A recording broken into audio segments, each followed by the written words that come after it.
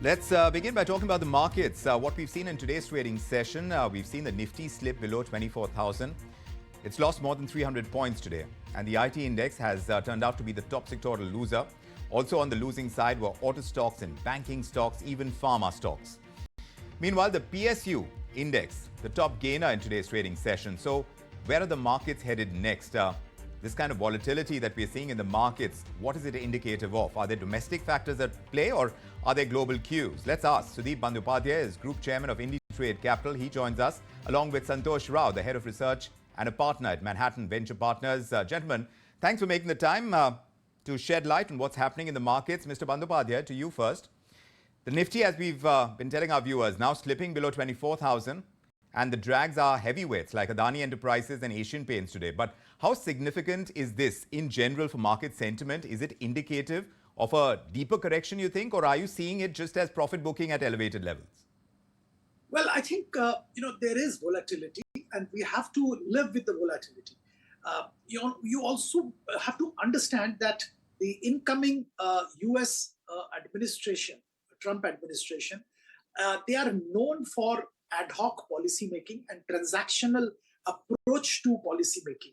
So under the circumstances, we will have to gear up for these kind of volatility in global markets as well as the Indian markets in the foreseeable future.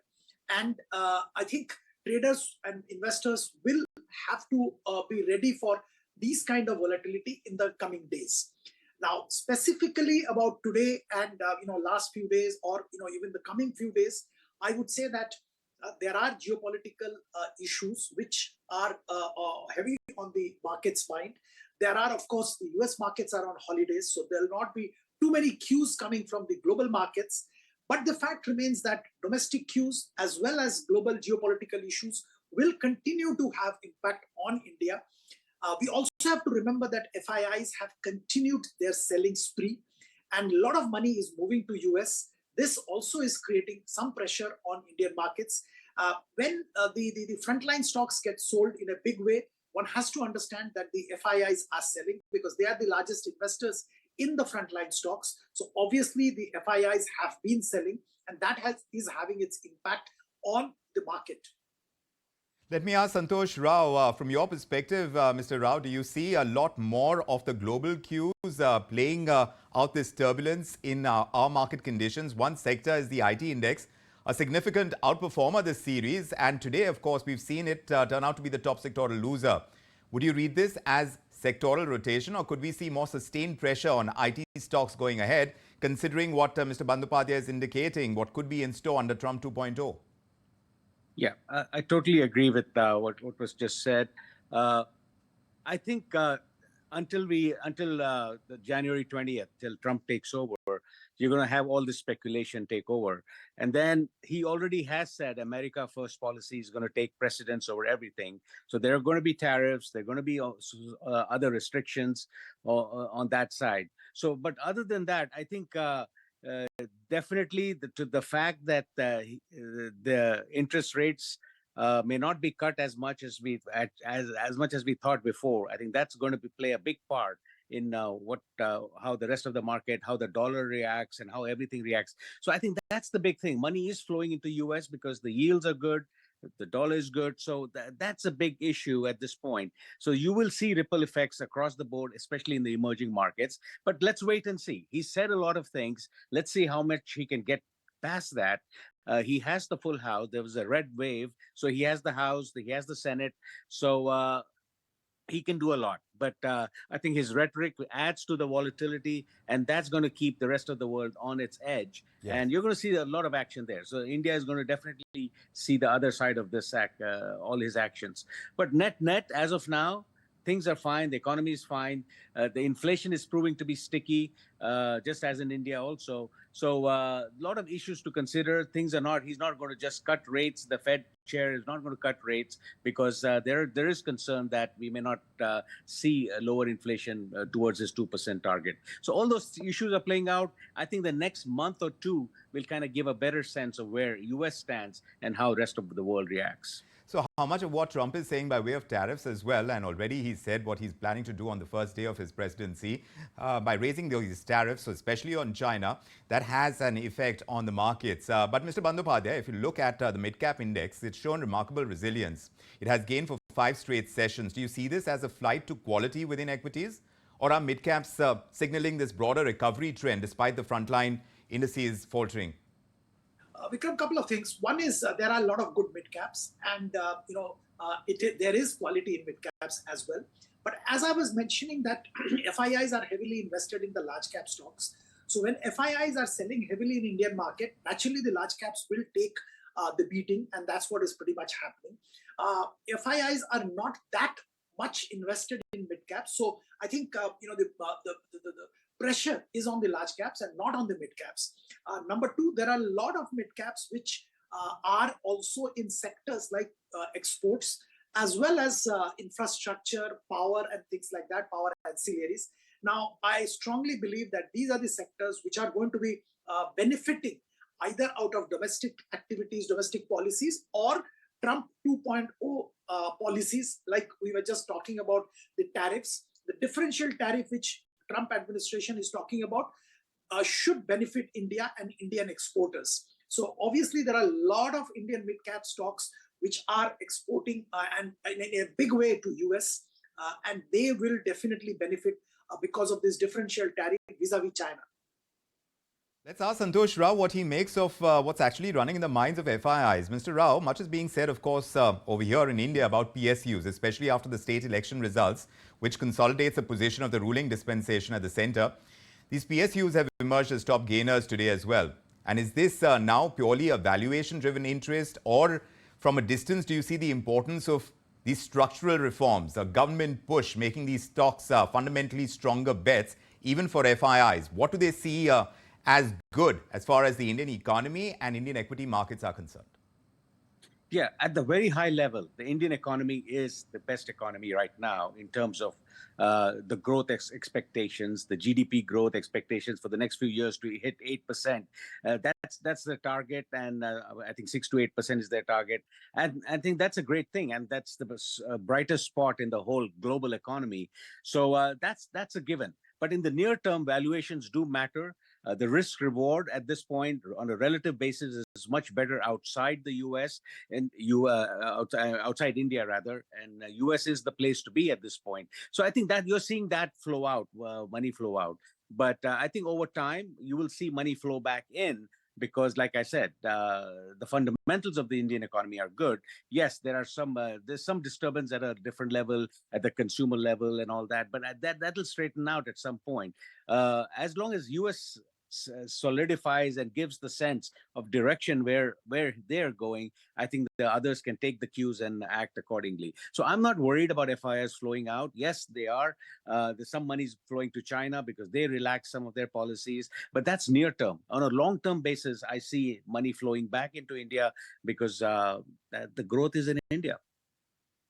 Are you definitely suggesting that the current market weakness in India is something that we could attribute to global factors? The Fed rate trajectory, crude price volatility, versus, of course, what we have been speaking about at length here, domestic triggers like muted corporate earnings. That's a reality. Policy uncertainty as well was a reality some time ago, but now perhaps that is going out.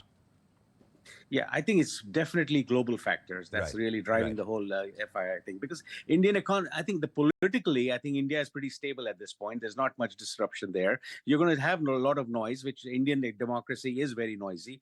But overall, net, it's at a good place. But I think it's really the global factors that are really affecting the FIIs at this point. Mr. Bandyopadhyay, we are looking at the energy pack as well. It's been the worst performer this series. It's down more than 6 percentage points. So what's driving this underperformance there? And does this present a buying opportunity for contrarian investors? Well, I'm not a fan of the energy stocks. If you're talking about the entire oil upstream, downstream marketing companies, or even the city gas distribution companies, there are too many variables which are beyond pretty much anybody's control and prediction. The global oil prices, it's beyond anybody's control. The domestic pump price, which again the government has some influence on it. the subsidy burden sharing between upstream, downstream, and marketing companies. So there are a whole lot of issues which nobody can control. Look at city gas. The allocation by the government is coming down of the the subsidized gas, and that is putting a lot of pressure on these companies' margins.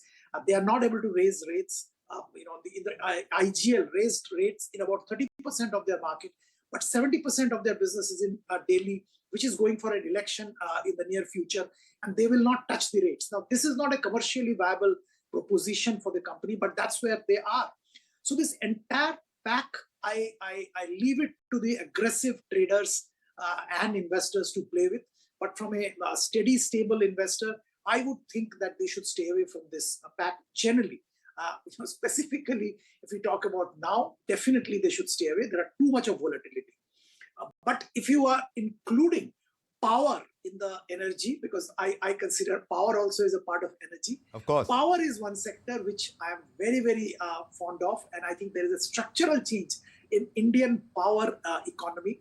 And pretty much the power producers, power transmission companies, power ancillaries, they are in a structural bull run.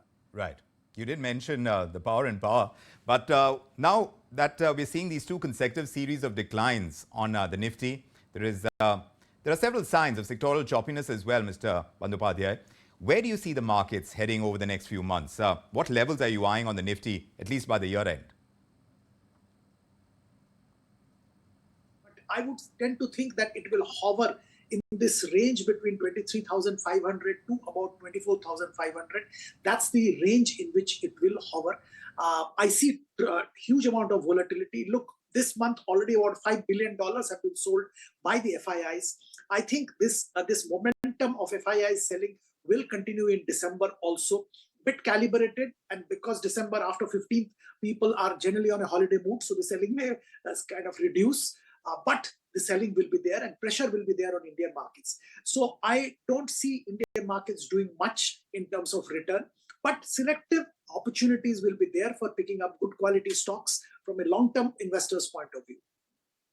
From the distance that you're watching the Indian markets, Mr. Rao, and given the current setup, notwithstanding what the FIIs have been doing in recent times, tell us, what is your advice to Indian retail investors? Should they focus on sector rotation? Should they go with defensive players? Or stay on the sidelines until we see some stability in the markets? No, I think, as was mentioned, I think it's really a stock picker's market, just as in US. You really have to be selective and go wherever there's good fundamentals. And that's always worked. So it's really not, you don't want to speculate in this market because there's so many cross currents at this point. So just like I would say in the US, there's some great markets. Tech is kind of absorbing a lot of grew very fast, so I think that's coming down. Semis, but the cyclicals are doing well. The financials, materials, industrials, they are doing well. So there is rotation going on here as well. So I think that's normal, that's healthy, and you're going to see that a lot. So when things heat up too much, they need to be corrected. So I would not chase anything that's very heated. I don't follow at a very granular level the Indian market, but at a very high level, I think that's what you want to do. Just kind of be very selective in where you go. Quality trumps quantity at this point, so go with quality names, and you'll be rewarded. Things are flowing out. I mean, you saw markets hit high even when tech was pulling back. That's a very good sign. It's broadening. Things are getting much more healthier in the stock market. The speculative element is coming down, but you really have to be selective within the hot sectors as well. So things like that. Broadly, that's my take of the overall economy at this point. Mr. Bandyopadhyay, if you agree with Mr. Rao, if the markets are indeed broadening, I want to get the final word from you for our investors. And this is one word. For the next quarter, are you bullish or bearish on IT? I'm bullish on IT. Mid-caps? Large caps mostly. I have a logic for it, but you said one word, so I'm not going there. And PSUs? PSUs selectively. I like some of the defense electronics companies, and I like power PSUs. Well, we'll keep watching what the markets do, and we'll keep circling back to experts like you to get a sense of the direction the markets are likely to take. Both the domestic and global factors are going to be the ones to watch out for when it comes to our market conditions right now, whether the bulls will take charge or are they taking a temporary breather right now to do that full charge? We will have to wait and watch. But thank you, Mr. Rao and Mr. Bandyopadhyay, for joining us on this discussion on India Tonight. Pleasure. Meanwhile, BSE has revised the circuit limits for 55 stocks, and those include Angel One, Adani Total Gas, and Zomato. Also, Yes Bank, Paytm, Oil India, Nykaa.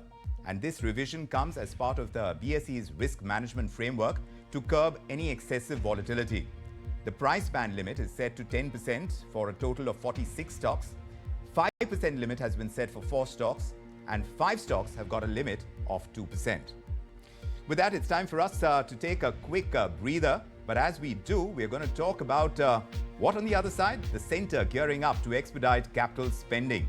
And they're asking various ministries to identify some critical infrastructure projects that could be accelerated. More on that and other news coming up.